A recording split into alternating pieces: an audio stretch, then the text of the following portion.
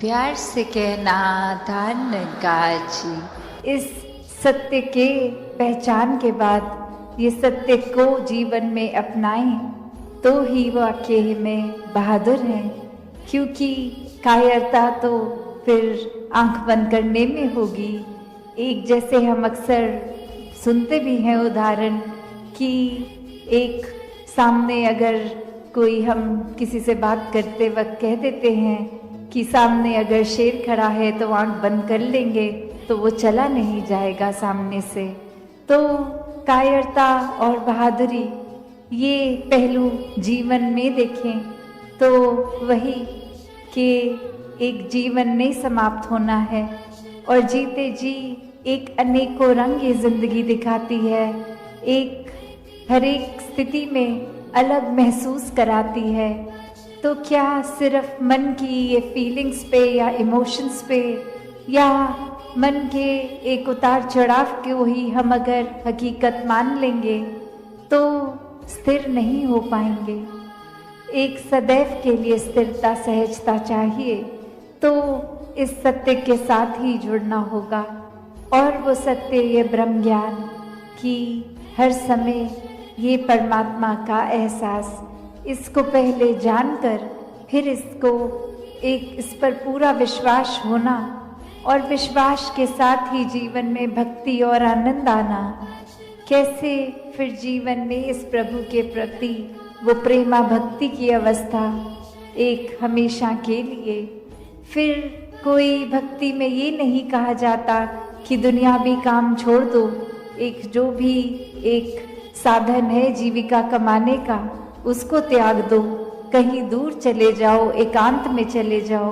नहीं, एक एकांत में एक समाज से कट के उस तरह भक्ति नहीं, समाज घर परिवार में रह के भक्ति करना।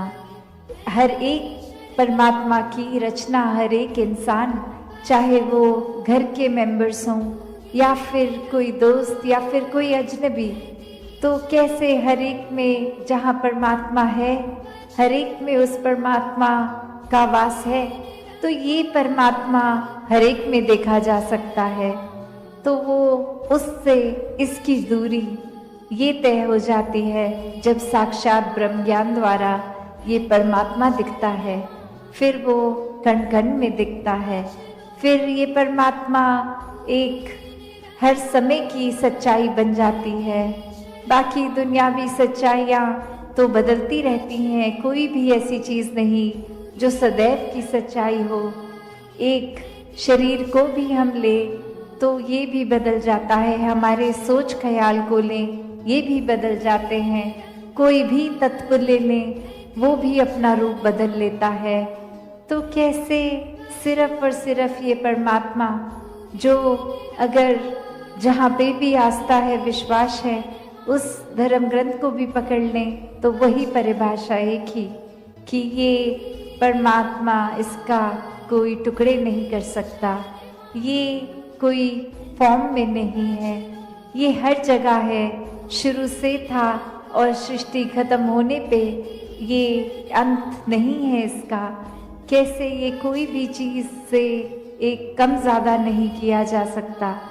तो जो ये सच्चाई को पहचान लेता है वाक्य में वो अपनी हकीकत भी पहचान लेता है कि एक शरीर से जुड़ी हुई एक शॉर्ट टर्म, एक छोटे, एक कुछ सालों के लिए कम समय की एक सच्चाई नहीं, पर सदैव रहने वाली सच्चाई।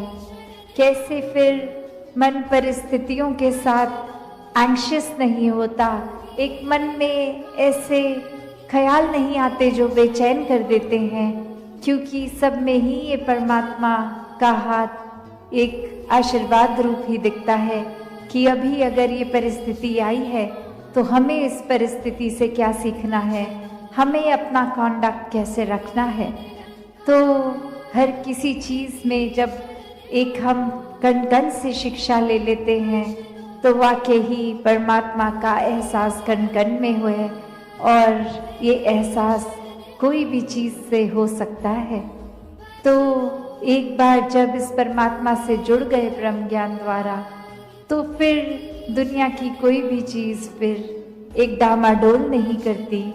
फिर सिर्फ एक हम उस चीज़ के मोहताज नहीं रह जाते कि जब जब जीवन में हमारे हिसाब से जीवन चल रहा है तब तो परमात्मा है, वरना एक नहीं कोई हमारे मुताबिक चीज़ चली तो परमात्मा को ही कोसते चले गए। परमात्मा से ये मन की एक शक की बात कि परमात्मा हो भी कि नहीं हो, अगर हो तो हमारी क्यों नहीं सुनते हो, एक हमारे ही शरीर में क्यों तकलीफ दी, एक हमें ही कोई धनहीन क्यों रखा, एक हमें ही ऐसी परेशानियां जीवन के इतने पड़ाव पे इतने लगातार क्यों दी। भक्त तो जानते हैं कि परमात्मा का होना ही सच्चाई है, परमात्मा द्वारा हर पल जीवन का ये प्रसाद रूप है।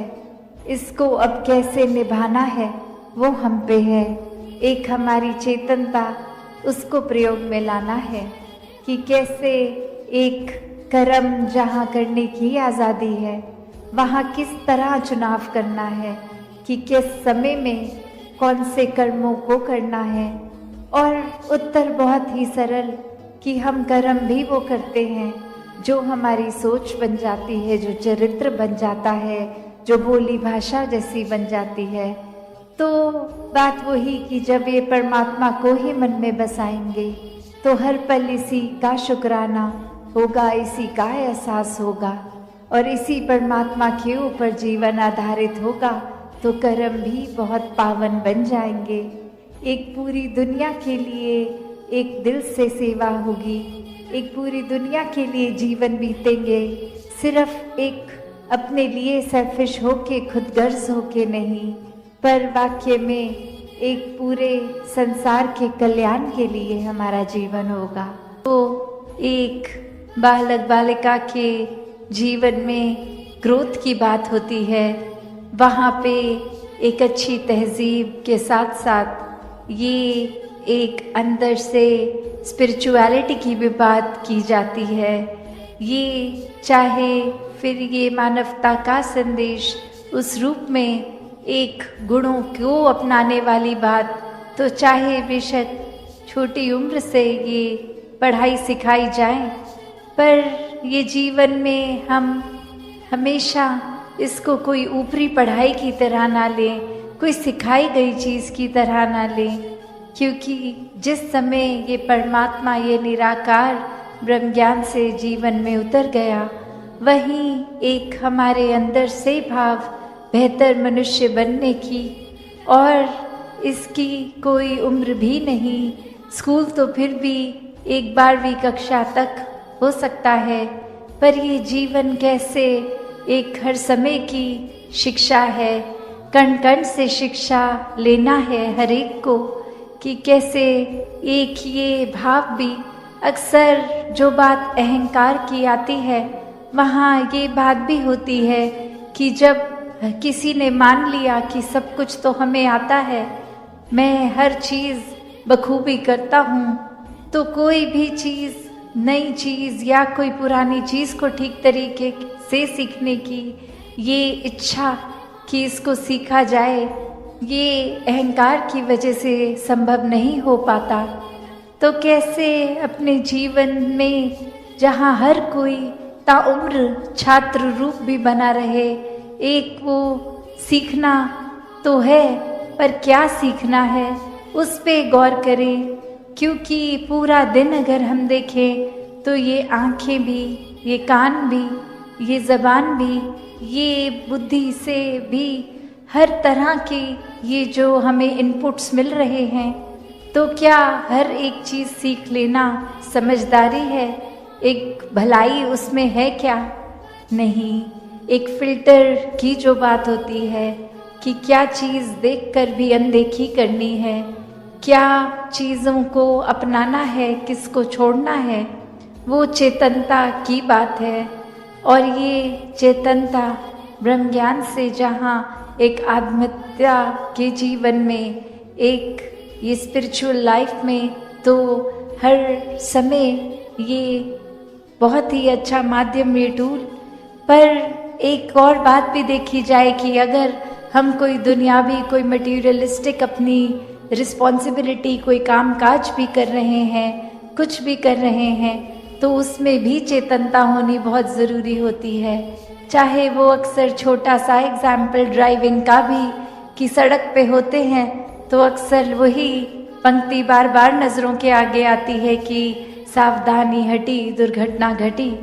तो ये हर समय चेतनता की बात है कि पर लगातार एक चीज़ एक कांस्टेंट रहती है, वो है कि ये निरंकार का एहसास। तो जब तक हम वो सिमरन रूप में अपना नाता निरंकार से और गहरा करते जाएं, जितना अधिक से अधिक हो सके मन में भी करें और बोल से भी सिमरन करें, ताकि वही बात कि ये निरंकार ही है जो सही मायने में सब कुछ है और बिना उसके कुछ भी नहीं, और वो खुद भी सब कुछ होते हुए ना उस तरह दिखता है, पर फिर भी इतने गुण, बिल्कुल निर्गुण होते हुए भी। तो हमें भी ये सब ज़्यादा से ज़्यादा ऐसे कोशिश करनी है कि हम बिल्कुल वही गुणों को अपने जीवन में उतार पाएं, उसी तरह अपने जीवन को चला पाए जिस तरह युगों युगों ने अहंकार तजना, वो एक समर्पित भाव, मन को एक अपने होने के इस एहसास से हटना होगा और इस परमात्मा के लिए हमेशा अर्पित रहना है, एक सेवा में अर्पित रहना है। तो ये सुकून यहाँ समर्पित होने के बाद जो मिलता है, तो कैसे समर्पण के साथ सुकून। तो अपने जीवन में जहाँ हम समर्पण की बात करते हैं, तो ये समर्पण कैसा समर्पण है? एक समर्पण सिर्फ ये तो नहीं कि कभी अक्सर जीवन में हम देख लेते हैं, हम कह देते हैं कि हमसे कोई सीनियर है, वो कुछ ऑर्डर्स दे रहे हैं और हम करते चले जा रहे हैं। अक्सर किसी ना किसी प्रोफेशन में देखा है, ऑफिसेज में या किसी भी सर्विस में, तो एक सीनियर का ऑर्डर मान लेना या फिर कोई अथॉरिटेटिव पर्सन, कोई टीचर, कोई और इस तरह से जो हम पे कोई बात करते हैं और वो मान लेना, वो अक्सर ये रूप उसका समर्पण का नहीं बन पाता, क्योंकि ये रूप तो वो डर से है कि वो जो कह रहे हैं वो करना ही होगा, वरना नौकरी से निकाल दिए जाएंगे, वरना फिर कोई और इस बात की रेपकशन हो सकती है। तो एक वो बात मानना वो हर प्रोफेशन में हो जाता है, पर मन वहाँ समर्पित नहीं होता, वो किसी भय के कारण या किसी और अन्य कारण से समर्पण होता है। तो यहाँ समर्पण होना मतलब एक दिल में प्रेम को रखते हुए प्रेम से समर्पित होना, ये प्यार से अपने आप को खोकर सिर्फ इस परमात्मा का होकर, ये समर्पित भाव मन का अगर इस तरह का समर्पण है तो वो मुबारक समर्पण है। तो कैसे एक अक्सर बात ये होती है कि हमने समर्पण अगर कर दिया, तो ये जो इतने सालों में अक्सर अगर हम सोच के भी देखें कि छोटी उम्र से ही पढ़ते लिखते एक डिग्रियां मिल गई, एक हमें कोई और उपाधि मिल गई, तो ये कमाने के लिए चाहे कितने वर्ष लग गए, पर जब समर्पण की बात आती है, अहंकार को तजने की, अहंकार गंवाने की, तो उसमें उतने ही साल नहीं लगते, ये तो एक पल में ही समर्पण हो जाता है। जैसे ही ये मन समझ लेता है कि ये शरीर में नहीं हूँ, ये आत्मा का असली रूप परमात्मा है, और शरीर ने तो अपनी यात्रा कुछ सालों में करके इसका एक विनाश हो जाना है, तो कैसे ये समर्पित जीवन जिया जाए जब तक जीवन है। तो बात वही एक कहानी के साथ तास अपनी रखना चाहेगी कि एक बार एक गुरु के पास शिष्य आता है जो काफ़ी सालों के बाद और आते ही अपने गुरु के आगे 1000 सोने की गिनियाँ दे देता है और ये कहता है कि इतने वर्ष मैंने काम काज किया। और बात मन में यही आती रही कि आपके सामने आशीर्वाद लेंगे जब 1000 गिनियाँ पूरी हो जाएंगी। और आज ये बोरी भर के आपके पास ये समर्पित करने के लिए आए हैं और आप इसको कबूल कीजिए। वही वो गुरु वो लेकर सामान अपने शिष्य से कहता है कि ठीक है, तुमने ये दी, मैंने स्वीकार करी, और अब ये जो सामने नदी बह रही है, सारी की सारी ये गिनियाँ उस पानी में बहा दो। और अब वो शिष्य के मन में सवाल कि क्या ये एक क्या ही बात हुई, इतनी मेहनत जो करी कि गुरु को देंगे और अब वो दे भी दिया, तो उसके बाद वो इसको अपने पास नहीं रख रहे हैं, वो इसको नदी में बहाने को कह रहे हैं। तो वही वो सवाल कि क्या फिर वो समर्पण था कि अगर एक क्या होगा अब उस वस्तु का, जिस तरह हम देना चाह रहे थे वो उस तरह अपनाई नहीं गई, उसको साथ तो कुछ और ही करने को कह दिया। तो वही ये ख्याल जहाँ उस शिष्य को आया और फिर वो अपने मन पे किसी तरह काबू करके, क्योंकि अब गुरु ने कहा था तो वो फॉलो करने के लिए किसी भी सोच विचार के साथ चला तो गया नदी किनारे कि ठीक है, अब कहा है तो ऐसा ही करना होगा। और वहीं काफ़ी देर हो गई और अब गुरु भी इंतज़ार कर रहा है कि ये इतनी देर से लौट के नहीं आया, इतनी देर क्यों लग रही है वो उसको वो सिक्के नदी में बहाने के लिए। तो फिर वो गुरु ही खुद उस नदी किनारे जाते हैं और क्या देखते हैं कि वो शिष्य एक एक करके सिक्के को फेंक रहा है, जिसकी वजह से वो बहुत ही देर लग रही है। वो एक बात फिर गुरु समझाते हैं कि ये समर्पण करना है तो इतनी देर क्यों लग रही है, समर्पण तो एक साथ ही किया जा सकता है, पूरी की बोरी को एक साथ ही नदी में बहाया जा सकता था, तो एक एक करके क्यों, इतनी देर लगा के क्यों।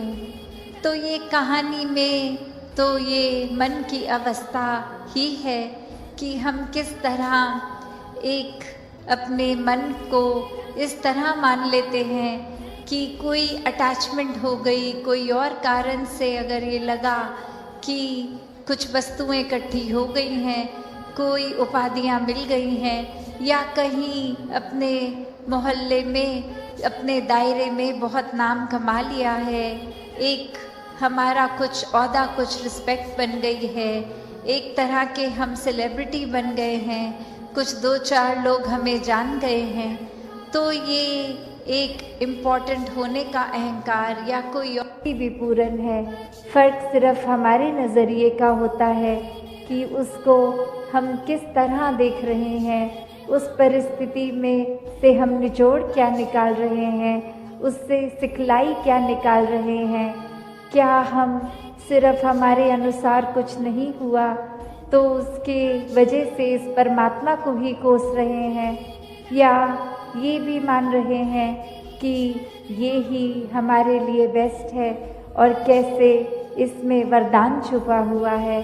तो एक ये नज़रिया भक्तों ने हमेशा से जो जिया कि आध्यात्मिक पहलू अपना हर किसी ने जहाँ एक बहुत ही उस नज़रिए का बनाना है कि जीवन में ये शरीर मिला है, ये मटीरियलिस्टिक वस्तुएं मिली हैं, घर बार रिश्तेदारी बहुत कुछ मिला है, तो क्या इसी में पूरा समय रहकर इस परमात्मा के लिए समय नहीं निकालना, या फिर एक चुनाव अपना है कि इस परमात्मा के प्यार के रंग में ऐसे रंगे जाएं कि कोई दुनियावी रंग फिर छू नहीं सकता।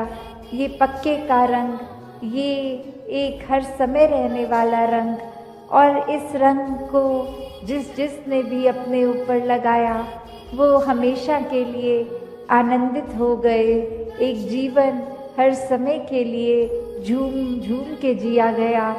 और वो फिर बात कि भक्तों के जीवन में भी विपरीत परिस्थितियां आईं, तो भी उन्होंने कभी इस परमात्मा से विश्वास नहीं तोड़ा। तो बात वही कि परमात्मा के प्यार में जो रंग जाते हैं वो खुद ब खुद बदल जाते हैं। एक सामाजिक रूप से चाहे रहन सहन वैसा ही रहेगा जैसे ये परमात्मा के प्यार से पहले का था, वो एक शक्ल आकार सब सेम रहेगा। सिर्फ और सिर्फ जो बदला जाएगा वो मन के भाव बदलते हैं। तो ऐसा ही बदलाव हर किसी के जीवन में मुबारक।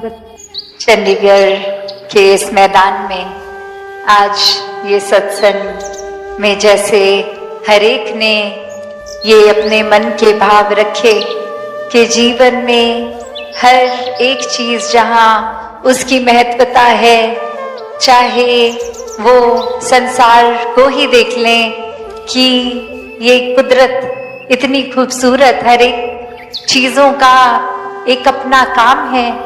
जैसे ये पेड़ पौधे, ये ऑक्सीजन से जुड़ी बात, और कैसे संसार की हर एक चीज अपने एक पर्पस को सर्व कर रही है। और वही एक उद्देश्य बताया गया कि कैसे इस मनुष्य जन्म को प्राप्त किया है। तो वाकई में ये पर्पस क्या है, ये किस कारण से ये जन्म मिला। ये एक उस तरह तो हर योनि में जो हम बात करते हैं निद्रा भोजन भोग भय की, तो क्या मनुष्य योनि में भी यही करना है, पालन पोषण खाना पीना, एक इंस्टिंक्ट्स। यहाँ ये क्यों कहा गया है कि मनुष्य योनि ही उत्तम है। तो बात हर संत ने युगों युगों से जो समझाई कि ये महत्वता इसीलिए कि इसी समय जीते जी एक ह्यूमन बॉडी में जो जन्म मिला है, ये मनुष्य जीवन में ही ये आत्मा और परमात्मा का मेल संभव है। और ये समय अपनी एक रफ्तार से चल रहा है, किसी को ये पता नहीं कि सांसों ने कब बंद होना है। तो जीते जी चाहे जो भी आयु में है, इस परमात्मा को प्राप्त किया जा सकता है, इसको देखा जा सकता है, पल पल में इसके एहसास में रहा जाता है। फिर एक भक्ति हर पल में सहज ही बन जाती है। वो एक लाइफस्टाइल की भी अगर बात करें, कुछ भी कार्य है, ये भक्ति साथ साथ ही हो रही है। तो ब्रह्म ज्ञान हर एक समय से ये निराकार की पहचान वो एक इंसान अगर अपने जीवन में कर लेता है तो समझ आ जाती है कि ये फासला जो पहले एक ख्याल में एक हाइपोथेटिकली लगता था कि परमात्मा तो कहाँ है, कहाँ, कोई किसी दिशा में, कोई आसमानों में, कोई कहीं अपनी कन्वीनियंस अपने एक ख्यालों के अनुसार बता देता। तो ये ब्रह्म ज्ञान भ्रमों को तोड़ के एक सच्चाई से कि ये निराकार जो हमेशा से सत्य था, सत्य है, सत्य रहेगा, इसमें कोई फेरबदल नहीं है, ये बढ़ता घटता नहीं, ये जलता बुझता नहीं। और ये परिभाषा कोई भी धर्म ग्रंथ चाहे उठा लें तो इस सच्चाई, इस परमात्मा की जो बताई गई, तो बात वही कि ये ब्रह्म ज्ञान जीवन में वाकई ही वो सच है, ये निराकार सच है।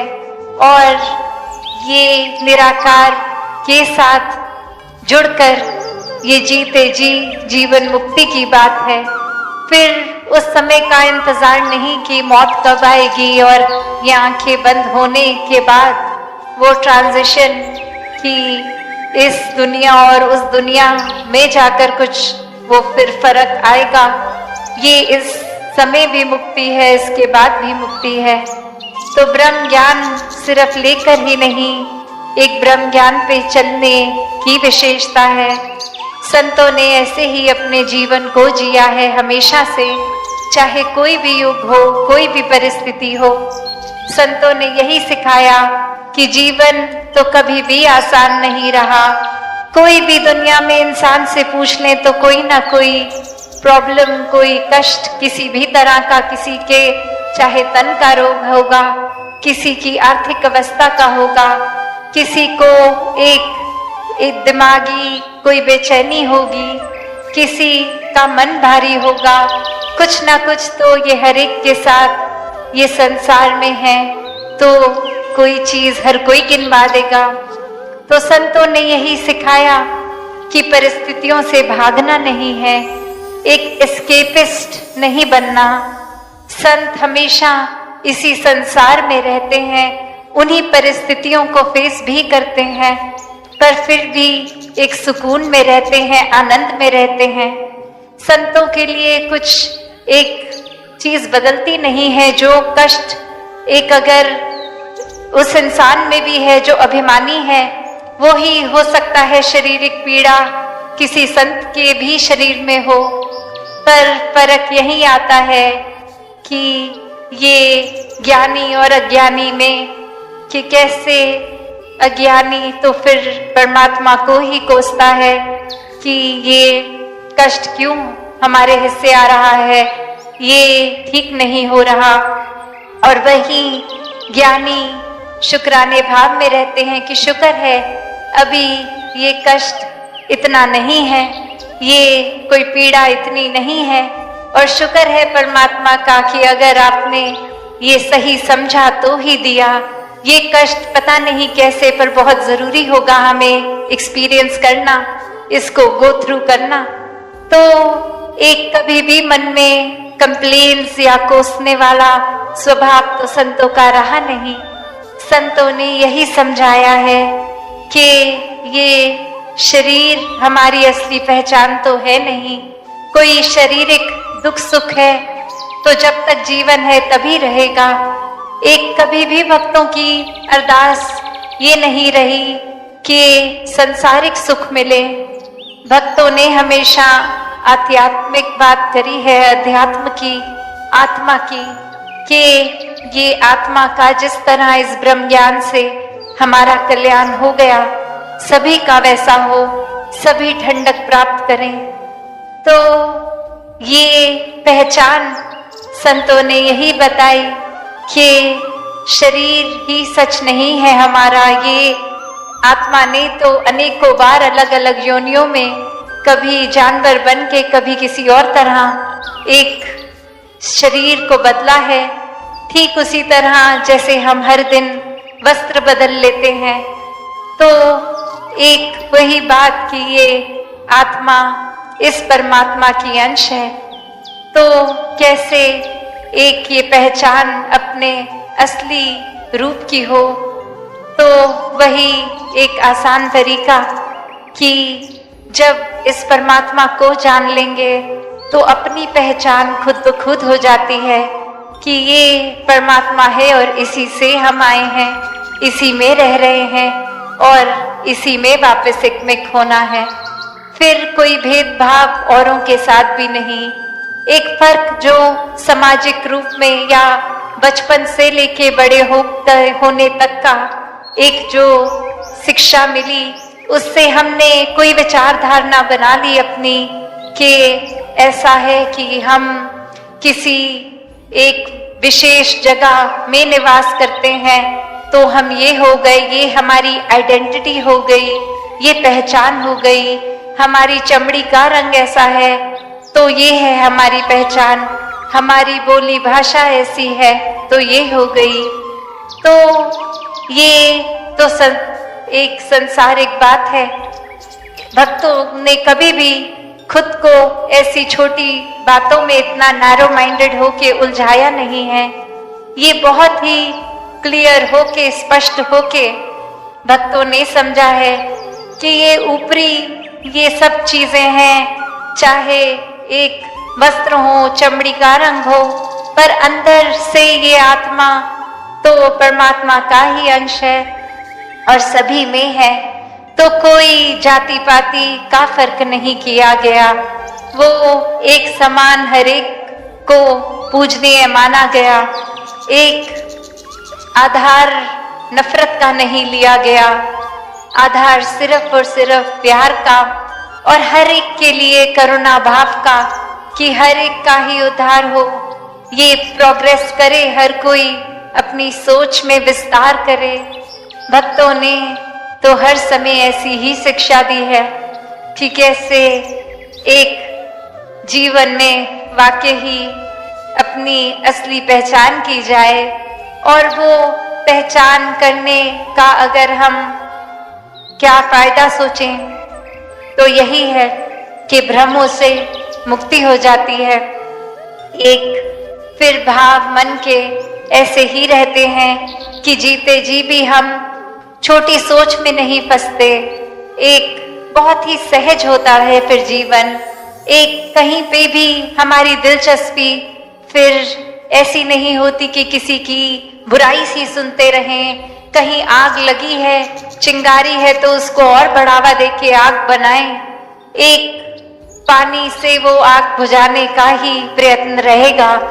एक किसी भी तरह के माहौल में हो, वो माहौल को और शुद्ध कैसे किया जा सकता है, उसी में फिर एक कंट्रीब्यूशन रहेगी। तो ऐसे ही पॉजिटिविटी की खान संत होते हैं, और ये ब्रह्म ज्ञान एक जो वाक्य ही समझ लें, उनका जीवन फिर ऐसा ही हो जाता है। और किस तरह से, जैसे एक कहानी का आधार लेके दासी एक बात रखना चाहेगी कि इस कहानी में एक इंसान कहीं किसी दूसरी शहर में जा रहा है और अचानक से रात हो गई और वहां तक अभी पहुंच नहीं पाए। तो एक ढूंढना शुरू किया कि कोई एक चाहे होटल मिल जाए, कुछ मिल जाए कि रात का गुजरान हो जाए किसी छत के नीचे, और फिर ये भाव की सुबह फिर अपनी यात्रा को कंटिन्यू कर लेंगे।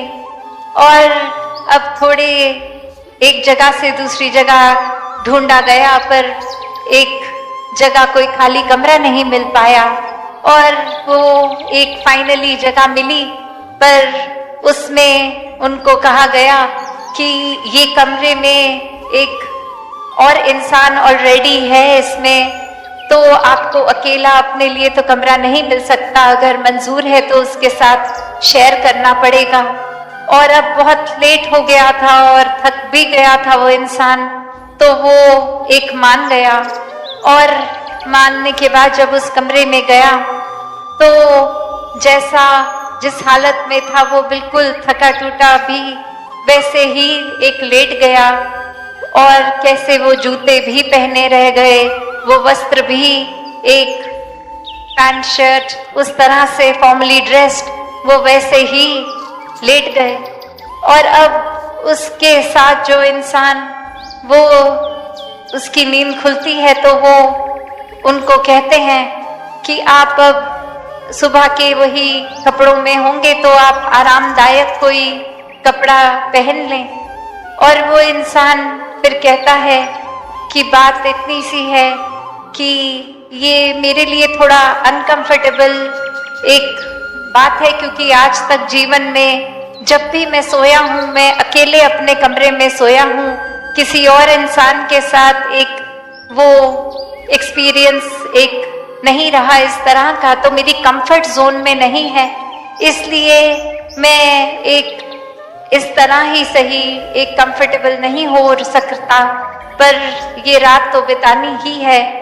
और वो इंसान अब कहता है कि इसके पीछे का क्या कारण है कि आप एक नींद भी फिर इस तरह नहीं पूरी कर पाएंगे, एक उस तरह भी बेचैनी रहेगी।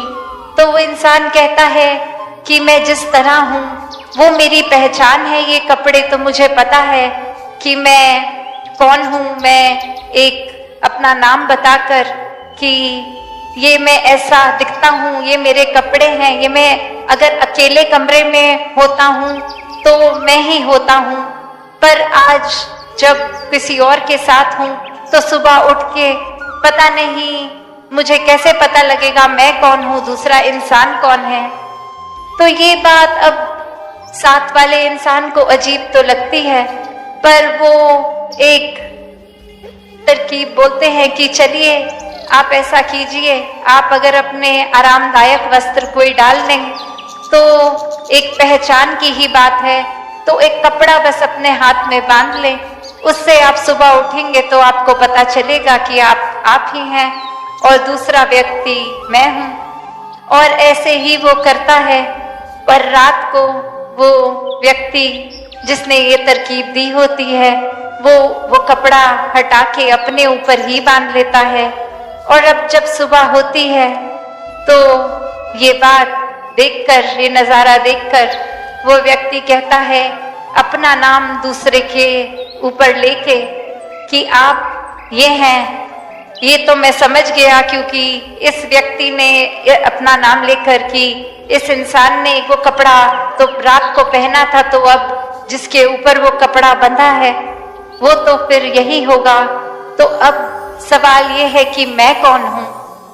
तो ये कहानी चाहे थोड़ी अब्रप्ट है, एक थोड़ी सुनने में एक ढांचा इस कहानी का थोड़ी अजीब है, पर ये जो भाव है कि कैसे वाकई ही हमने इंसानों ने एक क्या बना लिया है अपनी पहचान को, कि हमारा नाम हम किस तरह के कपड़ों से एसोसिएट करते हैं।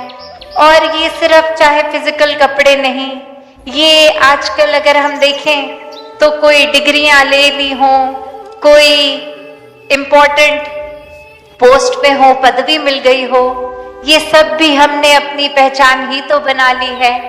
अक्सर एक अपनी इंट्रोडक्शन अगर कहीं देते हैं तो बात यही होती है कि पहले अपनी पदवी, अपनी उपलब्धियां गिनवा देते हैं कि नाम से भी पहले ये लिया जाए कि डॉक्टर लिया जाए, प्रोफेसर लिया जाए, कोई भी एक जो भी एक दुनियावी रूप में आइडेंटिटी बन गई, एक वो भी तो उस लिहाज में वो वस्त्र ही है कि ये तो असली पहचान नहीं है।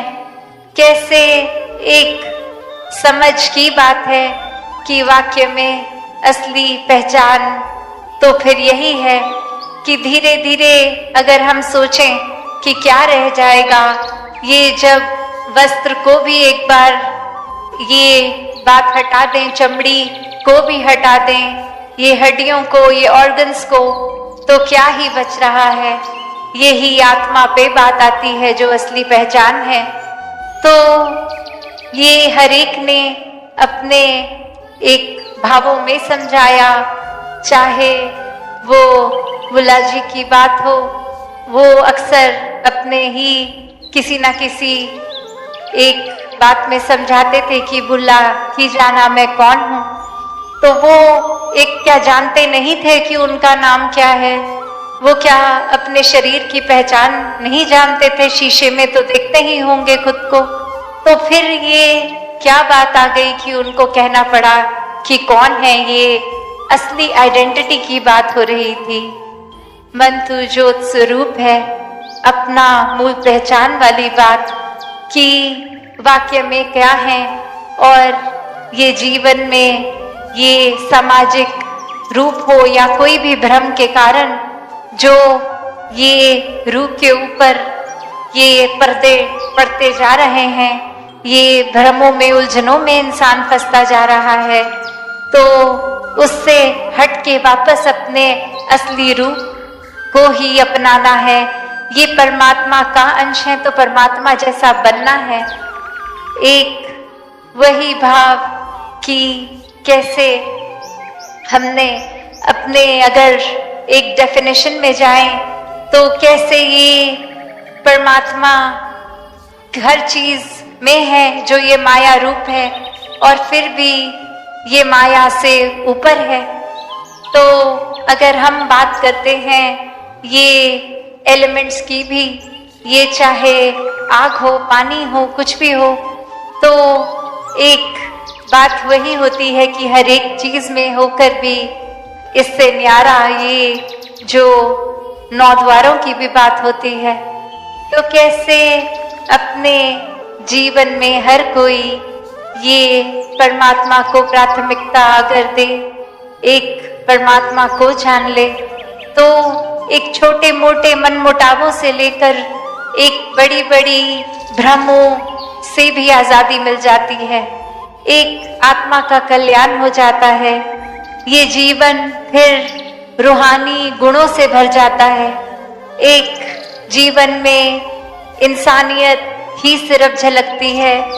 एक भेदभाव, बायसनेस खत्म करके अपनत्व का भाव आता है हर किसी में।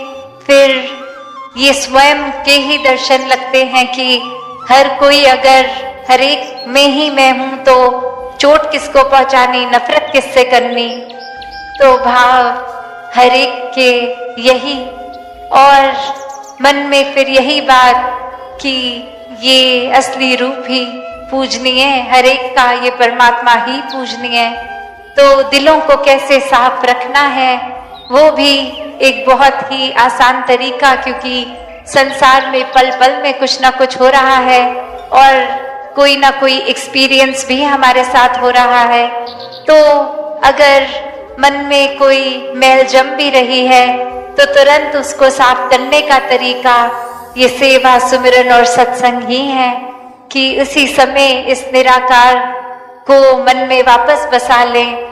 जितना ये परमात्मा मन में बसेगा उतनी ही किसी भी तरह की धुंध, मिट्टी सब साफ हो जाएगी, ये क्लैरिटी रहेगी। एक खुद को ही ये सेल्फ रियलाइजेशन वाली बात, एक खुद ही अपनी सोच में हम अगर एक कदम नेगेटिविटी की ओर ले गए एक सहज में, तो वो वापस उसी टाइम एक सही मार्ग पे वापस आ जाते हैं, ये पॉजिटिव हो जाते हैं। तो ये जिन्होंने भी संतमति अपनाई, जिन्होंने भी संतों का संग किया, हर समय निराकार का आसरा लिया, उन्होंने वाकई ही अपने जीवन को सफल किया।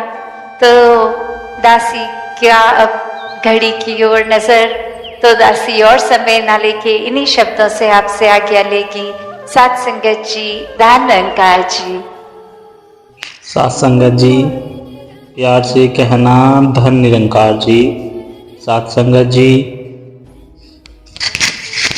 जितना तुम निस्वार्थ और ईश्वर के प्रति समर्पित हो जाओगे उतना ही तुम्हारा मन प्रसन्न होगा और दूसरों को खुश करने के विचार भी उत्पन्न होंगे। सात संगत जी, बंदे को अपनी मंजिल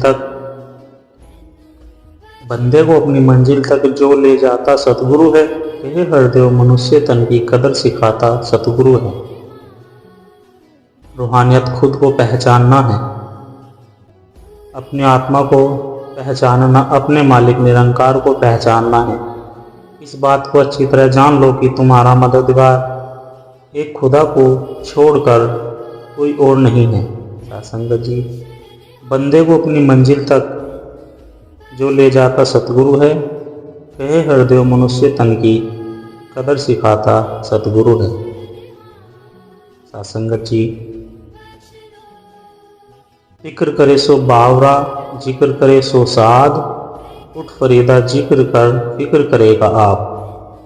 चिंता करने से चिंता कम नहीं होती बल्कि और बढ़ती जाती है, इसलिए चिंता नहीं चिंतन करना चाहिए। सेवा, सत्संग, सुमरन करते रहना चाहिए, सारी चिंताएं मिट जाती है। सात संगत जी, जो होना है वो होकर रहेगा, इसमें किसी का कोई जोर नहीं, इसलिए कभी भी चिंता नहीं करनी चाहिए। सात संगत जी, सब निरंकार पर छोड़ देना चाहिए, जो भी होगा अच्छा होगा।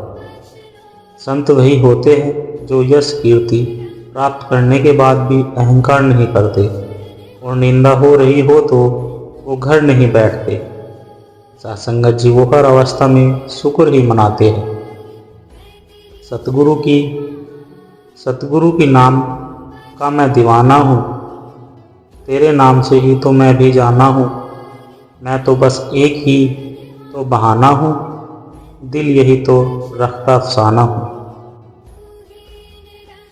सासंगत जी, पोथी पढ़ी पढ़ी जग मुआ पंडित, बया न कोई, ढाई आखर प्रेम का पढ़े सो पंडित होए। अर्थात संसार में लोग धर्म की पोथी पढ़ते पढ़ते मर्द प्राय हैं, पर पंडित कोई नहीं हो सका। जो व्यक्ति प्रेम का ढाई अक्षर मनन कर लिया वह वास्तविक पंडित यानी ईश्वर तत्व का जानकार है। सासंगत जी, सच बराबर तप नहीं, झूठ बराबर पाप, जाके हृदय संच है ताके हृदय आप। अर्थात सत्य का पालन सबसे बड़ी तपस्या है, झूठ से बढ़कर कोई पाप नहीं। जिसके हृदय में सत्य का वास है प्रभु उसके हृदय में निवास करते हैं। सासंगत जी, जहाँ दया वहाँ धर्म है, जहाँ लोभ वहाँ पाप, जहाँ क्रोध तहाँ काल है, जहाँ क्षमा तहाँ आप। अर्थात जहाँ दया है वहाँ धर्म है, जहाँ लोभ लालच है वहाँ पाप है, जहाँ क्रोध है वहाँ काल या मृत्यु है, जहाँ क्षमा है वहाँ साक्षात प्रभु का वास है। सत्संगत जी, भक्त के जीवन में दो ही शब्द है, एक है हरि कृपा और दूसरा है हरि इच्छा। यदि आपने मन के अनुकूल है तो समझ लीजिए कि हरि कृपा, और जब मन के अनुकूल न हो तो हरि इच्छा। सत्संगत जी, धनवान बनने के लिए एक एक कण का संग्रह करना पड़ता है और गुणवान बनने के लिए एक एक क्षण का सदुपयोग करना पड़ता है। इस जीवन का पैसा अगले जन्म में काम नहीं आता, मगर इस जीवन का पुण्य जन्मों जन्म तक काम आता है। सासंगत जी, गुरु का सच्चा सेवक जग में काम से भी के आता है, मानवता की सेवा करके मानव धर्म निभाता है। सेवा में यह भाव नहीं होते कि कोई एहसान किए जा रहे हैं, क्योंकि एहसान बेगानों पर किए जाते हैं। अगर हम संसार को अपना परिवार मानते हैं तो वहाँ पर एहसान नहीं हुआ करते, वहाँ जिम्मेदारी है। सासंगत जी, जिसमें सच बोलने का साहस अधिक होता है, सबसे अधिक नफरत का पात्र भी वही बनता है। ये जिंदगी का रंगमंच है, यहाँ सभी को नाटक करना पड़ता है। सासंगत जी, वैज्ञानिक ढूंढ रहे हैं कि मंगल पर जीवन है या नहीं, और हम ढूंढ रहे हैं कि जीवन में मंगल है या नहीं। वक्त बदलता नहीं, इंसान बदल जाते हैं। सासंगत जी, बंद आंखों से तो अंधेरे ही नजर आते हैं। विचारों को पढ़कर कोई परिवर्तन नहीं आता, विचारों पर चलकर ही परिवर्तन आता है। सासंगत जी, समय, इच्छाएं और सपने हाथ पर बंधी घड़ी की तरह है, इन्हें उतार कर भी रख दो तो भी चलते रहते हैं। सासंगत जी, सत्संगत जी, प्यार से कहना धन निरंकार जी।